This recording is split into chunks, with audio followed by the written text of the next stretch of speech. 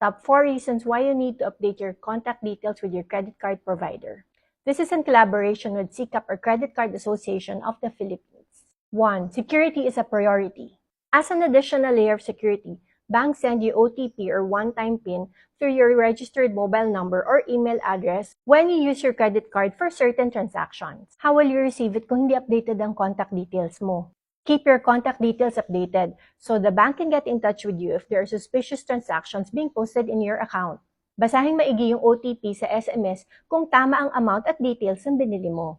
2. Get the latest promotional offers. If you're a shopper, traveler, foodie, or a simple cardholder who loves discounts, bonus rebates, and special offers, this is for you. Your credit card provider wants you to get the most out of your spending. Basta may discount at makakatipid, mas masaya, di ba? 3. Be updated on special announcements. As a responsible cardholder, you need to be aware of the changes on the rates and fees para you can manage your finances better.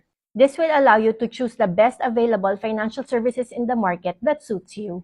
Having your billing address updated also saves you from your renewal card delivery being lost in transit. 4. Receive payment reminders and payment program offers.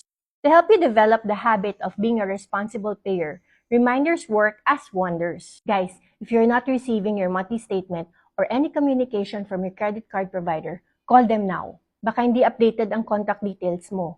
Di rin maiiwasan that sometimes you might encounter financial difficulties and you might need help in managing your credit card. The collection specialist may have the solutions available for you. And those are my tips. Why do we need to pay our credit cards ba?